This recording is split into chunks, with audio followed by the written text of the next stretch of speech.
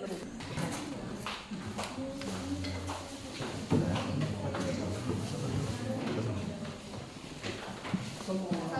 warahmatullahi wabarakatuh. Waalaikumsalam warahmatullahi wabarakatuh. Selamat pagi anak-anak. Pagi, Bu. Bagaimana kabarnya hari ini? Baik, Bu. Hari ini siapa yang tidak masuk? Anggur. Kenapa nang? Sakit, Bu. Kita sembuh-sembuh. Kita doakan supaya Anggur tetap sehat dan bisa kembali sekolah seperti biasa. Anak-anak sudah siap belajar? Siap, Bu. Yang belakang siap? Siap, Bu. Siap. Kalau siap sebelum belajar kita berdoa terlebih dahulu. Ketua kelas silakan pimpin doa. Sebelum belajar, marilah kita berdoa. Berdoa dimulai.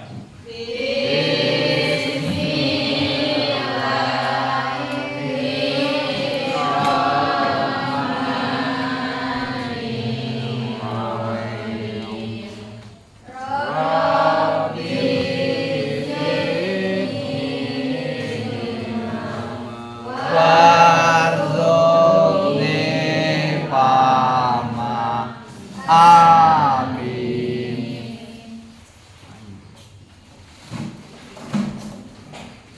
Baik, anak-anak, ada yang masih ingat dengan tepuk 1 sampai 5? Bu, contohkan Ya, Bu. Lupa. Ya. Yes. Contohkan sekali lalu kita praktekkan ya. Ya. Tepuk 1. Yes. Tepuk 2.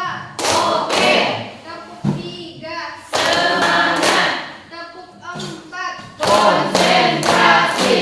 Tepuk 5. Siap belajar. Oke, semuanya berdiri. Dapat. Tepuk 1. Yes. Tepuk 2. Oke. Tepuk 3. Semangat. Tepuk 4. Konsentrasi. Tepuk 5. Siap belajar. Oke, silakan duduk kembali.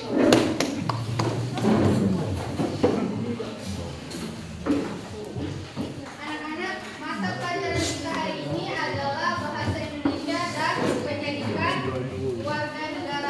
Tema 2 menyayangi tumbuhan dan hewan. Adapun tujuan pembelajaran hari ini, kalian siswa diharapkan dapat 1. Mengidentifikasi informasi isi dongeng dengan tepat. 2. Menceritakan kembali isi dongeng dengan bahasa sendiri menggunakan kosakata yang tepat. 3. Memahami tanda baca yang terdapat pada sebuah dongeng. 4. Meyakini keberagaman dan menerapkan kebersamaan dalam keberagaman karakteristik individu di lingkungan sekitar sebagai anugerah Tuhan yang Maha Esa. Nah, sebelum lanjut ke pelajaran kita hari ini, Ibu mau bertanya dulu sama kalian. Kalian tahu dongeng, nak? Tahu, Bu. Siapa yang bisa menjelaskan apa itu dongeng? Saya Bu, Ya, dia. dongeng itu cerita atau karangan yang terdapat pesan moralnya. Cerita atau karangan yang terdapat pesan moralnya. Iya, benar. Terus, pernahkah kalian membaca dongeng, nak? Pernah, Bu. Pernah, Bu. Siapa yang pernah membaca dongeng? Saya Bu, Dongeng apa, Yuyun? Timun Mas dan si Pahimida Bu. Timun Mas dan si Faida. Siapa lagi? Saya, Bu. Oh, iya, dia. Bawa tulisan bawang merah, Bu. Bawang putih dan bawang merah. Siapa lagi? Saya Bu, Tian. Pernah membaca dongeng apa, Tian? dongeng kucing dan kura-kura Bu. Kucing dan kura-kura. Kelinci dan kura-kura. Kelinci dan kura-kura Bu. Kelinci dan kura-kura. Iya, itu contoh-contoh dongeng yang sering kita baca. Ya Bu. Jadi benar ya anak-anak, dongeng itu adalah cerita khayalan atau fiksi, artinya tidak benar-benar terjadi. Biasanya dongeng itu disampaikan untuk tujuan hiburan, sekaligus terdapat pesan moralnya di dalamnya. Nah, apa sih Bu pesan moral itu? Pesan moral itu pelajaran yang dapat diambil dari sebuah dongeng. Tadi kata Kelinci dan kura-kura, Bu. Iya, kelinci dan kura-kura itu mengajarkan tentang ketekunan, kesabaran, dan jangan meremehkan orang lain. Yun tadi membaca dongeng apa? Timun Mas dan si Pahit Kucing. Hijau. Ya, Timun Mas. Berarti mengajarkan tentang kesabaran, kerendahan hati. Tadi dia yang pernah baca dongeng apa? Bawang merah dan bawang putih, Bu. Bawang merah dan bawang putih. Iya, itu mengajarkan tentang kesabaran, kebaikan hati. Jadi itu ya anak-anak yang dimaksud dengan pesan moral. Sampai sini paham? Paham, Bu. Nah, selanjutnya nak di dalam sebuah teks dongeng biasanya terdapat beberapa kalimat, paragraf. Mana paragraf? Paragraf 1, paragraf 2, paragraf 3, dan paragraf terakhir. Nah, di dalam teks dongeng juga terdapat biasanya tanda baca, nak. Banyak tanda baca. Ayo siapa yang bisa menyebutkan contoh tanda baca? Saya, Bu. Apa nak contoh tanda baca? Tanda titik, tanda tanda seru, tanda tanya, tanda seru. Ya.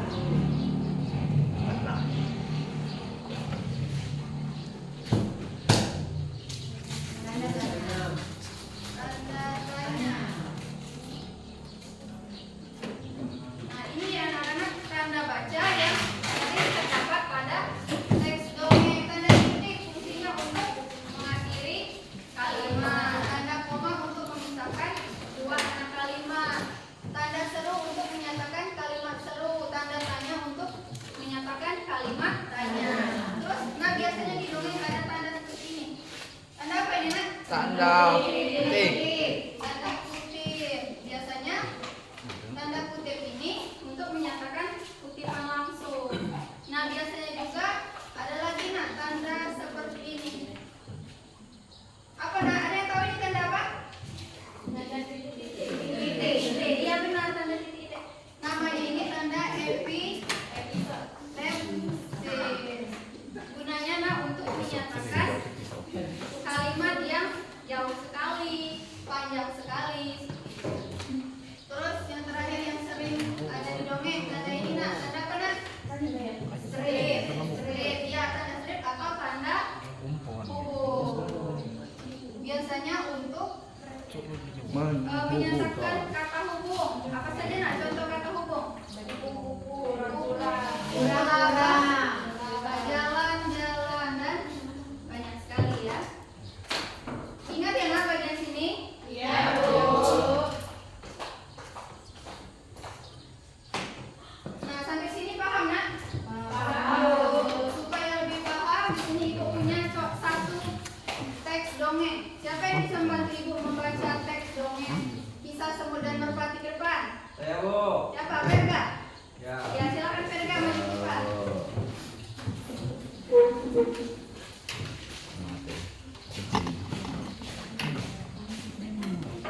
Baik, di sini saya akan membacakan dongeng Kisah Semut dan Merpati.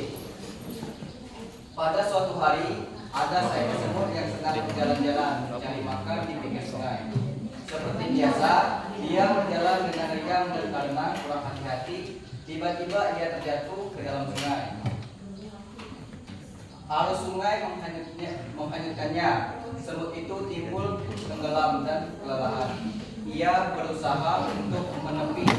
Seekor burung merpati kebetulan bersengkar di ranting pohon yang melintang di atas sungai. Melihat semua yang hampir tenggelam, dia merasa juga.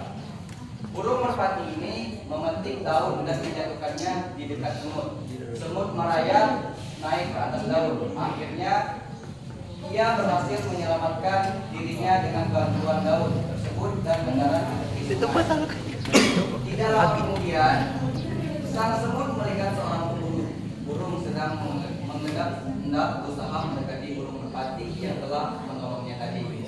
Semut menyadari bahaya yang membayangi merpati yang baik tersebut. Ia segera berlari mendekati pemburu dan menggigit kaki sang pemburu. Sang pemburu kesakitan dan terkejut. Ia mengibaskan ranting yang tadinya akan digunakan untuk menangkap burung. Burung merpati menyadari keberadaan pemburu yang sibuk mengibaskan ranting. Akhirnya sang burung merpati pun terbang menyelamatkan dirinya. Sudah? Sudah, Bu? Ya, terima kasih Karga. Silakan dulu. Nah, anak-anak dari kisah Semut dan Merpati, siapa kira-kira yang bisa menyimpulkan pesan moralnya? Ya, Siska, coba Siska. Jadi kisah Semut dan Merpati bisa kita simpulkan pesan moralnya yaitu saling tolong menolong akan membawa kebaikan pada diri sendiri. Ya, bagus sekali. Saling tolong Menolong. Kemudian kira-kira di paragraf keberapa nak kita menemukan pesan moral itu? Paragraf 4 dan 5, Bu. Paragraf 4 dan 5. Iya, karena di situ semut merpati ditolong oleh semua. Kemudian yang terakhir tanda baca apa saja nak kira-kira yang terdapat pada teks dongeng itu? Ya, Bu. Ya, Cynthia. Titik, koma, dan tanda huruf. Ya, ada tanda titik, koma, dan tanda huruf. Nah, kira-kira seperti itu ya anak-anak. Cara kita menyimpulkan pesan moral dan juga identifikasi tanda baca yang terdapat pada teks dongeng. Dan yang terpenting di sini harus kita ingat pesan moralnya yaitu mengajarkan tentang tolong menolong, kemudian harus saling menghargai.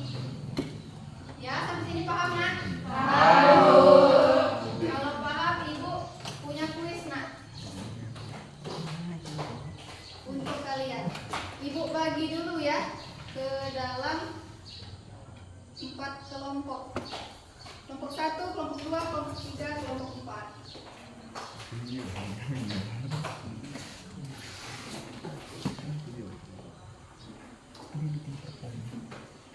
Nah, nak, di sini Ibu punya kartu. Isinya ada soal. Jadi masing-masing kelompok dapat 1 kartu. Ya, secara acak. Kelompok 1, siapa yang mewakili? Silakan pilih nak kartunya.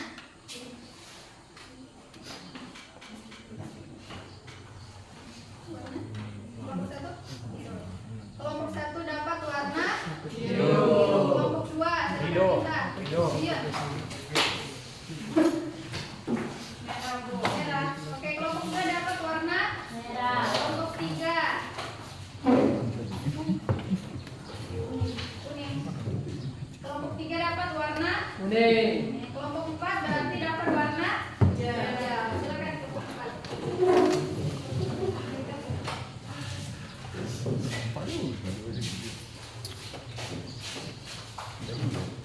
Nah, perhatikan kartu yang kalian dapat ya. Nanti kartu yang muncul di layar itulah yang menjawab soal. Siap? Siap. Kartu warna biru. Siapa yang dapat kartu biru? Kelompok 1. Silakan kelompok 1.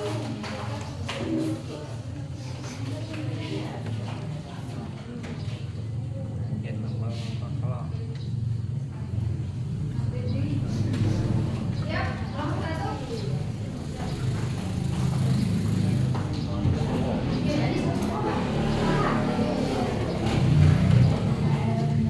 Ayo, silakan kelompok 1. Beri hewan makan. Baca dulu nak soalnya nak. Berikan satu contoh sikap saling menyayangi dan tolong menolong terhadap hewan. Apa contohnya? Jawabannya memberi hewan makan. Memberi hewan makan. Iya, beri tepuk tangan untuk kelompok 1. Selanjutnya kartu warna kuning. Siapa yang dapat kartu warna kuning? Kelompok 3. Kelompok 3. Silakan kelompok 3.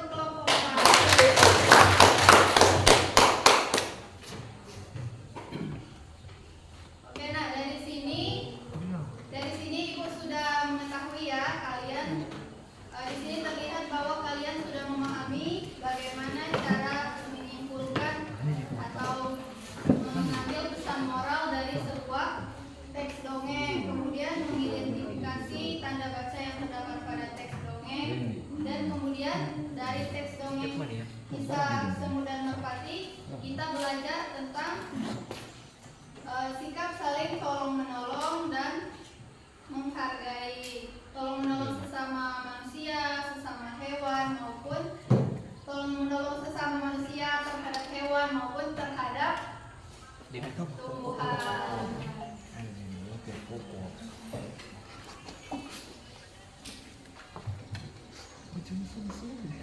Oke, nah di sini ibu punya tugas diskusi untuk kalian. Ya, Bu. Kelompoknya seperti tadi ya. Ya, Bu.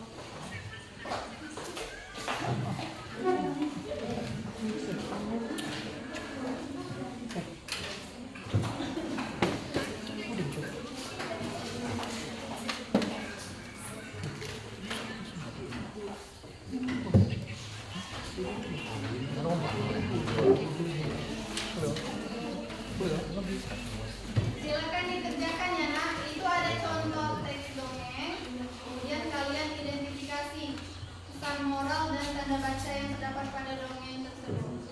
Kalau sudah, silakan presentasikan ke depan ya nak. Ya, Bu.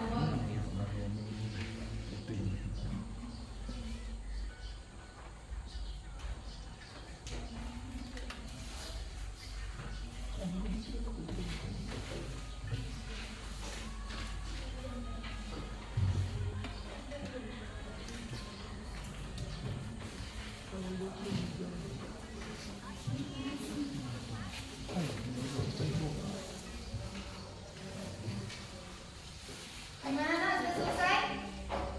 Sudah, Bu. Nah, silakan kelompok 1.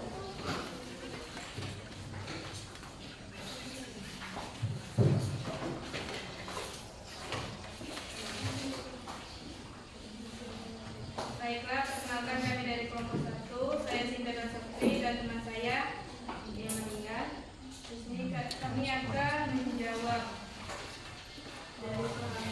Yang pertama, ceritakan kembali pelajaran apa yang kamu dapat dari kisah Ayam Jago Baru. Jawabannya, dari dongeng Ayam Jago Baru, kita belajar bahwa setiap tindakan sebaiknya dilakukan dengan hati-hati dan penuh keyakinan. Sebelum melakukan sesuatu, kita harus memastikan kebenarannya agar tidak menimbulkan kesalahan atau rasa malu di kemudian hari. Yang kedua, dari paragraf berapa kamu menemukan pelajaran dari dongeng Ayam Jago Baru? Jawabannya, pelajaran terdapat pada paragraf terakhir, yaitu ketika Ayam Jago Baru merasa malu dan berjanji akan membuka matanya lebar-lebar untuk memastikan yang dilihatnya benar-benar matahari sebelum berbohong. Dan yang nomor 3, sebutkan tanda baca yang terdapat pada dongeng Ayam Jago Baru. Jawabannya, tanda baca yang terdapat pada teks dongeng adalah tanda titik, tanda koma, tanda seru, tanda tanya, dan tanda penghubung. Terima kasih kelompok 1. Kelompok 2.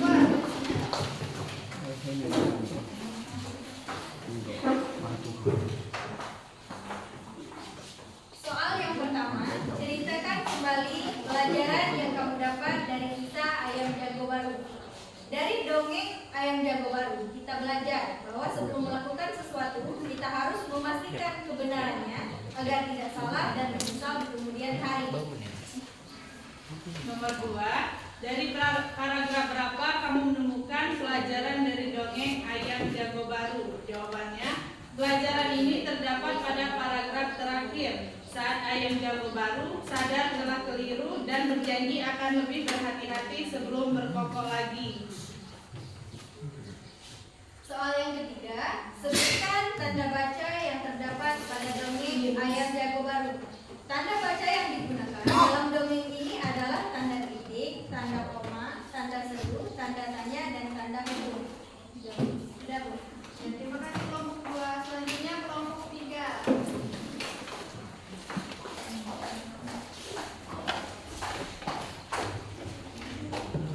Baik, di sini kami dari kelompok 3 akan menjawab soal yang diberikan oleh Ibu.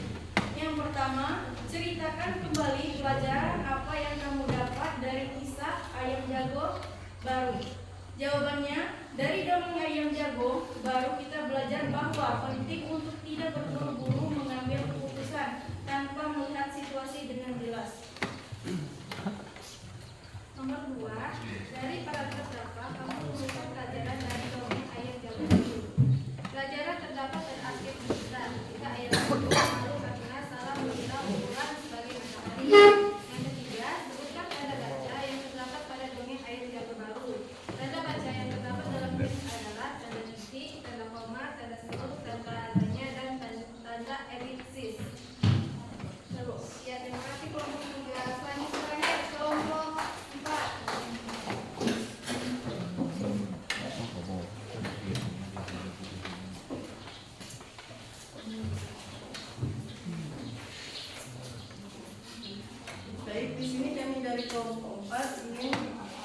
membacakan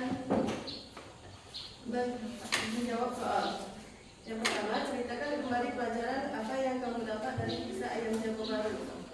Jawabannya, dari dongeng ayam jago baru kita belajar agar selalu teliti dan berpikir sebelum bertindak supaya tidak melakukan kesalahan. Kedua, dari paragraf berapa kamu menemukan pelajaran dari dongeng ayam jago baru? Jawabannya, pelajaran ini terdapat pada paragraf terakhir. Ketika ayam jago baru menyesali perbuatannya dan berjanji akan lebih teliti sebelum berkokok. Soal yang ketiga, sebutkan tanda baca yang terdapat pada dongeng ayam jago baru. Jawabannya, tanda baca yang terdapat dalam teks adalah tanda titik, tanda koma, tanda seru, tanda tanya, dan tanda petik. Ya, terima kasih kelompok 4.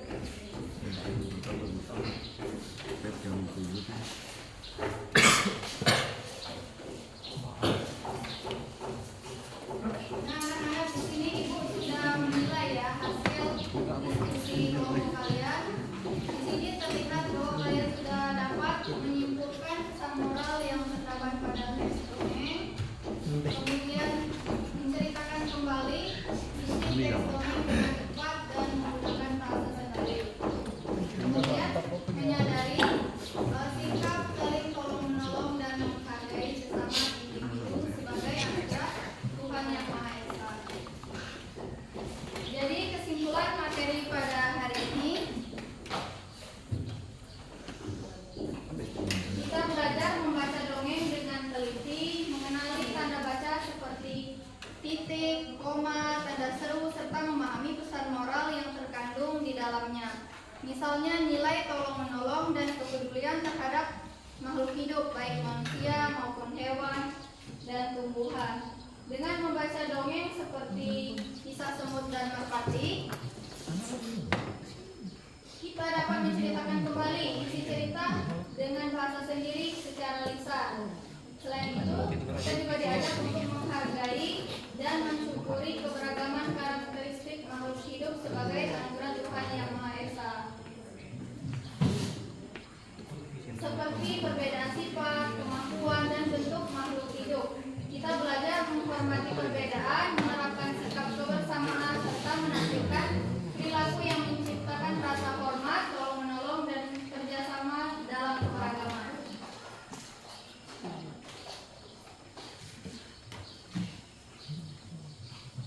Nah, anak-anak, mungkin itu saja yang dapat Ibu sampaikan. Terima kasih atas kehadiran partisipasi kalian pada mata pelajaran ini. Ibu akhiri, wassalamualaikum warahmatullahi wabarakatuh.